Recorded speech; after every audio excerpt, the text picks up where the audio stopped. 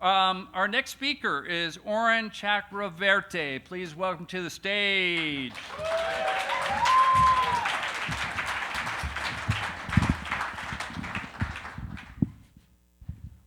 All right. So say that you run a school. The AC's broken, it's hot, the students and staff are all struggling. You don't have any money, the budget is tight.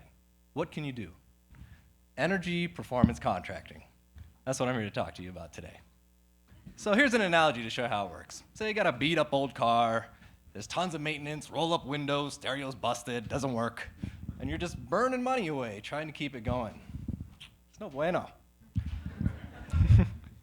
Instead, buy a new vehicle. It's efficient, it has all the things you need, and the money that you're saving that you were putting into maintaining this old vehicle can be used to actually make the payments for the new one.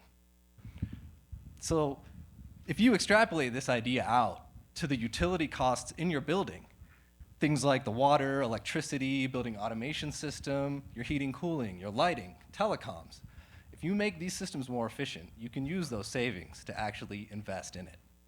And you can also use energy performance contracting for things like EV chargers at your facilities. And the savings that you can achieve by reduced operation and maintenance costs can also be used to invest in the facility upgrades themselves. So here's the City of Fountain as a case study.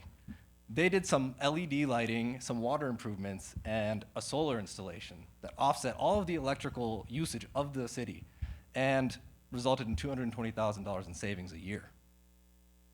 Not too bad.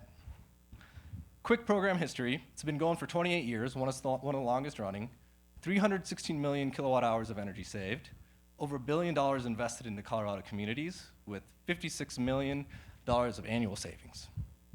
What markets does it impact? These are MUSH markets, so municipal, university, schools, and hospitals, and also special districts like water, parks and rec, and nonprofits. A quick breakdown of how it works. You'll start with an investment grade audit. This is where an energy service company will come in, they'll look at your facilities, assess, and identify a path forward for efficiency. Then you implement the project, do the construction.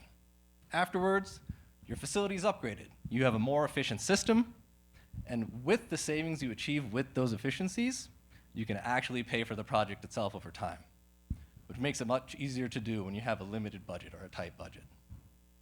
These are the 15 pre-vetted energy service companies that we work with in our program. They kind of serve as a general contractor who are going to help you manage the project from start to finish. When they come in, they're going to do a holistic audit of your facility or your campus, multiple buildings. So they'll look at your existing utility bills, historic utility bills, they'll walk down your panel boards and your equipment, see the condition things are in, and come up with a way to move forward. And that includes financially. They are a resource for looking at grants, tax credits, incentives, to reduce the amount that you have to spend out of your own capital or take out in a loan in financing. There are utility cost savings, and it is guaranteed. So after an energy performance contract, they promise you a certain amount of utility cost savings. And if it's not met, they have to write you a check and make you whole, or do an upgrade to make up the difference.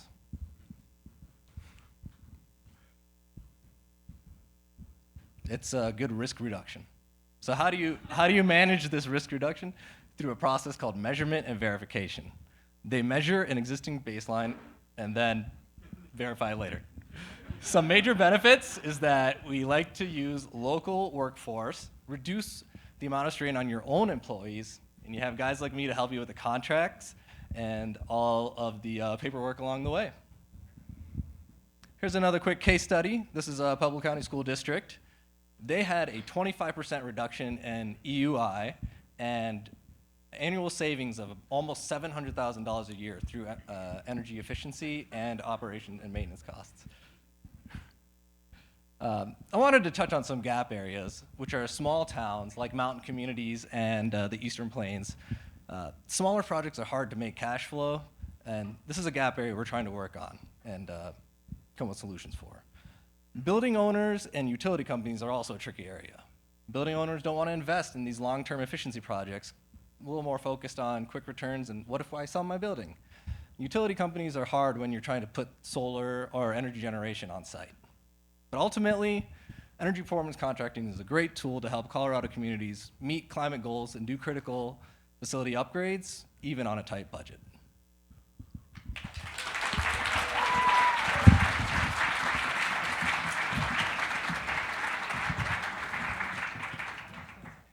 That was fantastic.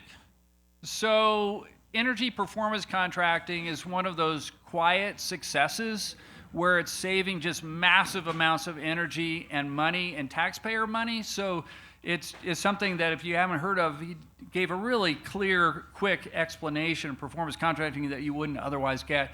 And the Colorado Energy Office has been spearheading this for decades. So good on you guys for keeping up with that, because it's just chugging along. And we always thought it would run out of facilities, and there's always more.